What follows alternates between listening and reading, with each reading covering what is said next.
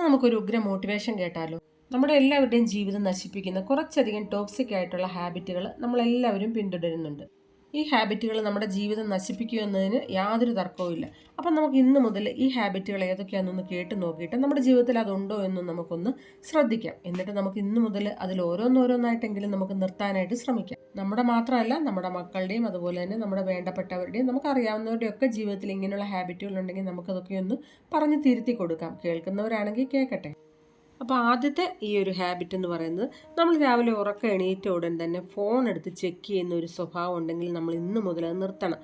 കാരണം ഞാനും അങ്ങനെയായിരുന്നു. ഇപ്പം ഞാനൊരു 2 മാസമായിട്ട് നമ്മൾ എണീറ്റ ഉടൻ തന്നെ ഫോൺ നോക്കുന്ന ആ ഒരു ശീലം ഞാൻ ഒഴിവാക്കി.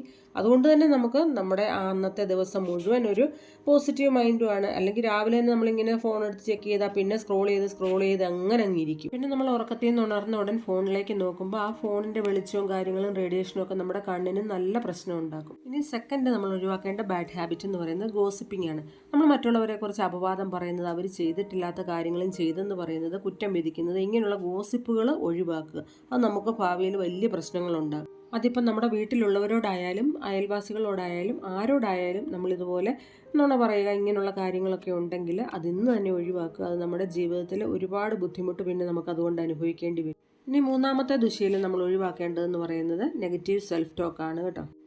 ആരെന്ത് പറഞ്ഞാലും അല്ലെങ്കിൽ നമുക്ക് എന്ത് നല്ലത് കണ്ടാലും അതിനെല്ലാം നെഗറ്റീവായിട്ട് നമ്മൾ എടുത്തിട്ട് അതിനെ നെഗറ്റീവായിട്ട് ഇങ്ങനെ പറഞ്ഞുകൊണ്ട് നടക്കുക. മറ്റുള്ളവരോട് അതിനെക്കുറിച്ച് നെഗറ്റീവ് പറയുക. മറ്റുള്ളവർക്കൊരു നന്മ വരുന്നത് കണ്ടാൽ അത് നമ്മൾ നെഗറ്റീവായിട്ട് ചിന്തിക്കുക, അവരോട് നെഗറ്റീവ് പറയുക. ഇങ്ങനെയുള്ള സെൽഫ് ടോക്കുകൾ ഒഴിവാക്കുക. അത് നമുക്ക് ജീവിതത്തിൽ ഒരുപാട് മനസ്സമാധാനം കെടുത്തുന്ന ഒരു കാര്യമാണ് കേട്ടോ. ഇനി നാലാമതായിട്ട് നമ്മൾ ഒഴിവാക്കേണ്ട ദുശീലം എന്ന് പറയുന്നത്, നമുക്ക് മറ്റുള്ളവരോട് ക്ഷമിക്കാൻ പറ്റാത്തൊരു സ്വഭാവം നമുക്കുണ്ടെങ്കിൽ അത് ഒഴിവാക്കുക എത്രയും വേഗം. നമ്മളോടിപ്പോൾ എന്തെല്ലാം ചെയ്താലും നമ്മളൊന്ന് ക്ഷമിക്കുകയാണെങ്കിൽ നമുക്ക് ആദ്യം ഒരു നാണക്കേടായിരിക്കും. അയ്യോ, അവരെന്ത് വിചാരിക്കും, അവൾ ക്ഷമിച്ചല്ലോ, ഇത്രയേ ഉള്ളൂ ഇവർ എന്നൊക്കെ വിചാരിക്കും. പക്ഷേ അതല്ല, നമ്മളൊന്ന് ക്ഷമിച്ച് നോക്കുകയാണെങ്കിൽ നമുക്ക് അതിൻ്റേതായ ഒരു മനസ്സമാധാനം വേറെ തന്നെയാണ്. ക്ഷമിക്കാതിരിക്കും തോറും നമ്മുടെ മനസ്സിൽ വൈരാഗ്യബുദ്ധി കൂടുകയുള്ളൂ. അപ്പോൾ ക്ഷമിക്കുകയാണെങ്കിൽ നമുക്ക് പിന്നീട് നമ്മുടെ മൈൻഡും റിലാക്സ് ആകുന്നത് നമുക്ക് അറിയാനായിട്ട് പറ്റും. ഇനി അഞ്ചാമതായിട്ട് നമ്മൾ ഒഴിവാക്കേണ്ട ടോക്സിക് ഹാബിറ്റാണ്, നമ്മൾ സെൽഫ് കെയറിന് പ്രാധാന്യം കൊടുക്കാതിരിക്കുന്നൊരു ശീലം ഉണ്ടെങ്കിൽ അത് ഇന്ന് തന്നെ ഒഴിവാക്കണം. അതാണ് നമ്മൾ ലാക്ക് ഓഫ് സെൽഫ് കെയർ എന്ന് പറയുന്നത്. നമ്മളിപ്പോൾ സെൽഫ് കെയറിന് പ്രാധാന്യം കൊടുക്കുക എന്ന് പറഞ്ഞാൽ നമ്മൾ ബ്യൂട്ടി പാർലറിൽ പോകണമെന്നോ ഒരുപാട് വിലയുള്ള കാര്യങ്ങളൊക്കെ വാങ്ങിച്ച് നമ്മൾ യൂസ് ചെയ്യണമെന്നോ അങ്ങനെയൊന്നുമല്ല. നമ്മുടെ ശരീരം ദൈവത്തിൻ്റെ ദാനമാണ്. അത് നമ്മൾ നല്ല പരിപാവനമായിട്ട് കാത്തു സൂക്ഷിക്കുക. പ്രത്യേകിച്ച് ഡെയിലി നമ്മൾ കുളിക്കുക, ഡ്രസ്സ് ചേഞ്ച് ചെയ്യുക, അതുപോലെ തന്നെ നല്ല ഹെൽത്തി ആയിട്ടുള്ള ഫുഡൊക്കെ കഴിക്കുക. ഇങ്ങനെയുള്ള കാര്യങ്ങളൊക്കെയാണ് നമ്മൾ ഇതിൽ ഉൾപ്പെടുത്തിയിരിക്കുന്നത്. അതുകൊണ്ട് സെൽഫ് കെയറിന് നമ്മൾ അത്യാവശ്യം നല്ല പ്രാധാന്യം കൊടുക്കേണ്ടതാണ്. സെൽഫ് കെയർ എന്ന് പറയുന്നത് ശരീരത്തിൻ്റെ മാത്രമല്ല മനസ്സിൻ്റെയും കൂടിയാണ് കേട്ടോ. നമ്മുടെ മനസ്സ് നന്നായിട്ട് സന്തോഷത്തോടെയൊക്കെ എപ്പോഴും ഇരിക്കാനായിട്ട് നമ്മൾ ശ്രദ്ധിക്കേണ്ടതാണ്.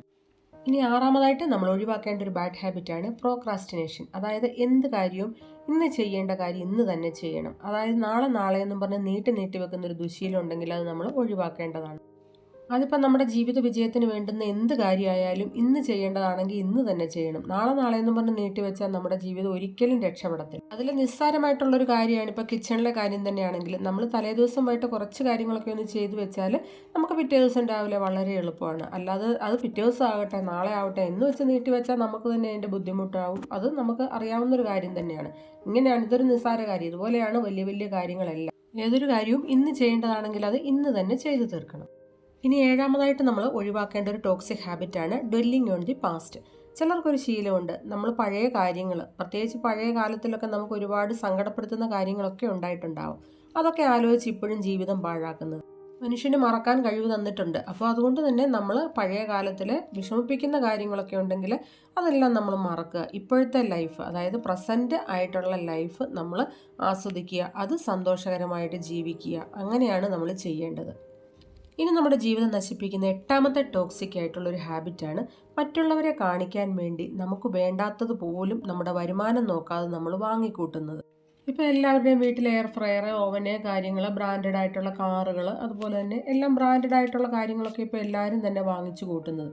അപ്പം നമുക്കത് ആവശ്യമില്ലെങ്കിൽ പോലും നമുക്ക് അത്യാവശ്യം വേണം, നമ്മുടെ പണത്തിനനുസരിച്ച് നമുക്ക് വേണം. എങ്കിലും ആവശ്യമില്ലെങ്കിൽ പോലും ഇതൊക്കെ വാങ്ങിച്ചു കൂട്ടിയിട്ട് ഉപയോഗിക്കാതെ നമ്മളവിടെ വെക്കുകയാണെങ്കിൽ അത് വെറുതെ നമുക്ക് വേസ്റ്റായി പോകും. അപ്പോൾ അങ്ങനെയാകുമ്പോൾ നമ്മുടെ പണവും സമയവും എല്ലാമാണ് ഇവിടെ നഷ്ടമാകുന്നത്. മിക്കവർക്കും ഡ്രസ്സ്, വാച്ച്, അതുപോലെ തന്നെ ചെരുപ്പുകൾ, പേഴ്സ്, ബോഡി സ്പ്രേ, ഇതൊക്കെ ഒരുപാട് വാങ്ങിച്ചു കൂട്ടാനായിട്ട് ഇഷ്ടമാണ്. അപ്പോൾ നമുക്ക് ആവശ്യമുള്ളത് മാത്രം വാങ്ങുക. അതുപോലെ തന്നെ നമ്മുടെ പണത്തിനും സമയത്തിനും അനുസരിച്ച് ഇതൊക്കെ വാങ്ങാനായിട്ട് ശ്രമിക്കുക. ഇനി 9ാമത്തെ ടോക്സിക് ഹാബിറ്റ് എന്ന് പറയുന്നത് ആക്സെപ്റ്റിംഗ് ക്ലട്ടർ. അതായത് നമ്മുടെ വീട് വൃത്തിയാക്കാതിരിക്കുക, വീട്ടിൽ വേണ്ടാത്ത കാര്യങ്ങളൊക്കെ എടുത്ത് കളയാതിരിക്കുക, ഡീക്ലട്ടർ ചെയ്യാതിരിക്കുക. ഇതൊക്കെ നമ്മുടെ ബാഡ് ഹാബിറ്റാണ്. ഇത് നമ്മുടെ ജീവിതം നശിപ്പിക്കുന്ന ദുശീലം തന്നെയാണ്. ഇതൊക്കെ നമ്മൾ ചെയ്ത് കാണിച്ചാലേ നമ്മുടെ മക്കളും ഭാവിയിൽ ഇതുപോലെയൊക്കെ ചെയ്യുകയുള്ളൂ. നമുക്ക് വീട്ടിൽ അനാവശ്യമായിട്ട് ഒരുപാട് കാര്യങ്ങൾ പഴയതും ഒക്കെ ആയിട്ട് നൊസ്റ്റാൾജിക് ആയിട്ടൊക്കെ ഇരിപ്പുണ്ടെങ്കിൽ അതൊക്കെ നമുക്ക് അത്യാവശ്യമാണെങ്കിൽ മാത്രം എടുത്തു വയ്ക്കുക. ഇപ്പോൾ നമ്മുടെ വീട്ടിലിപ്പോൾ ഒരു വർഷത്തിനോടകം നമ്മൾ ഉപയോഗിക്കാത്ത പല കാര്യങ്ങളും കാണും. അതൊക്കെ നമുക്ക് വേണ്ടാത്തതായിട്ടാണ് നമ്മൾ കണക്കാക്കേണ്ടത്. അതൊക്കെ നമ്മൾ ഡീക്ലട്ടർ ചെയ്യുക. അതുപോലെ തന്നെ വീട് വൃത്തിയായിട്ട് ഓർഗനൈസ്ഡ് ആയിട്ടും വെക്കാത്തതും നമ്മുടെ ദുശീലമാണ്. ഇതൊക്കെ നമ്മൾ ചെയ്ത് കാണിക്കുക, എന്നാലേ മക്കളും ചെയ്യുകയുള്ളൂ. 10ാമതായിട്ട് നമ്മൾ ഒഴിവാക്കേണ്ട ഒരു ബാഡ് ഹാബിറ്റാണ് പ്രത്യേകിച്ച് വീട്ടമ്മമാർ. ജോലിക്കൊന്നും പോകാത്ത വീട്ടമ്മമാർക്ക് പറ്റുന്ന ഒരു അബദ്ധം കൂടിയാണിത്. എല്ലാ കാര്യങ്ങളും അവനവൻ തന്നെ ചെയ്താലേ പെർഫെക്റ്റ് ആകൂ എന്നുള്ളൊരു ചിന്ത ഇവർക്കുണ്ട്. അതെനിക്കും ഉണ്ട്.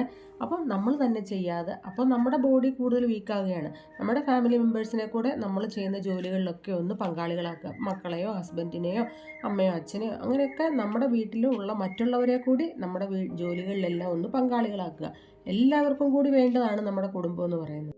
അപ്പോൾ ജോലിക്കൊക്കെ പോകുന്നവരാണെങ്കിൽ പിന്നെ എല്ലാവരും കൂടി യോജിച്ച്, പ്രത്യേകിച്ച് ഹസ്ബൻഡും വൈഫും എല്ലാം കൂടി രാവിലെ പെട്ടെന്ന് പണികളൊക്കെ തീർത്ത് പോകാനായിട്ട് ഇറങ്ങും. എന്നാൽ വീട്ടിലിരിക്കുന്ന വീട്ടമ്മമാർക്കാണ് ഇങ്ങനൊരു ഇത് പറ്റുന്നത്. കാരണം എല്ലാവരും തന്നെ ചെയ്ത് മറ്റുള്ളവരെ അങ്ങ് വെറുതെ ഇരുത്തി അങ്ങ് ശീലിപ്പിച്ചു പോയി.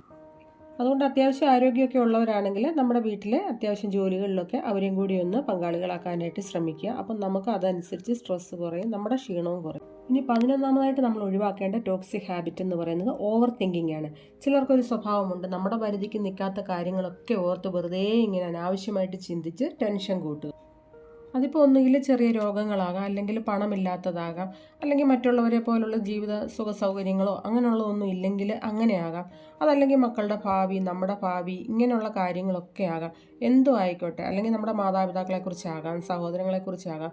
അങ്ങനെയുള്ള എല്ലാ ചിന്തകളും നമുക്ക് ടെൻഷനാണ്.